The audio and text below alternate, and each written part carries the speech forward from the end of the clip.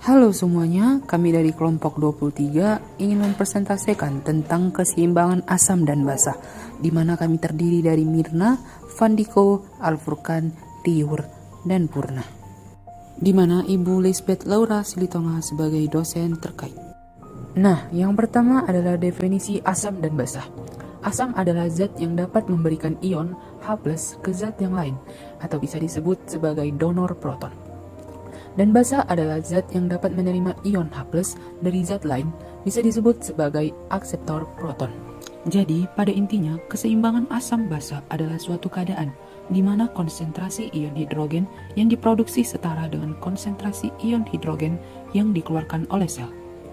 Nah, menurut teori Bronsted dan Lowry, zat yang memiliki kecenderungan untuk menyeimbangkan ion H+ pada zat lain adalah asam, sedangkan zat yang memiliki kecenderungan untuk menerima ion H+ dari zat lain adalah basa. Senyawa yang dapat bertindak sebagai asam dan basa Bronsted-Lowry disebut amphoter. Adapun faktor yang mempengaruhi keseimbangan asam basa, pertama, sistem buffer, sistem penyangga asam basa kimiawi dalam cairan tubuh, yang dengan segera bergabung dengan asam atau basa untuk mencegah perubahan konsentrasi ion hidrogen yang berlebihan. Yang kedua adalah sistem paru. Paru-paru di bawah kendali medula otak mengendalikan karbon dioksida, dan karena itu juga mengendalikan kandungan asam karbonik dari cairan ekstraseluler. Dan yang ketiga adalah sistem ginjal. Untuk mempertahankan keseimbangan asam basa, ginjal harus mengeluarkan anion asam non-volatile dan mengganti HCO3. Dan juga asam terbagi menjadi dua, yaitu asam kuat dan asam lemah. Asam kuat adalah asam yang berdiosasi dengan cepat dan terutama melepaskan sejumlah besar ion H+ dalam larutan. Contohnya adalah HCl. Sedangkan asam lemah mempunyai sedikit kecenderungan untuk berdiosasikan ion-ionnya dan oleh karena itu kurang kuat melepaskan H+.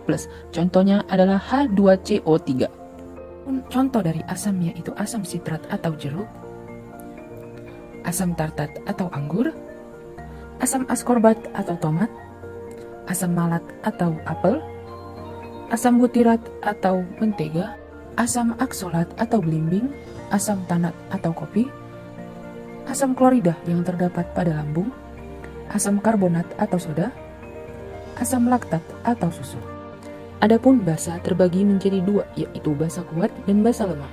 Basa kuat adalah basa yang bereaksi secara cepat dan kuat dengan H+. Oleh karena itu, dengan cepat menghilangkannya dari larutan.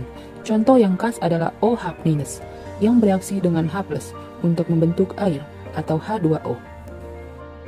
Sedangkan basa lemah yang khas adalah HCO3- karena HCO3- berikatan dengan H+ secara jauh lebih lemah daripada OH-1.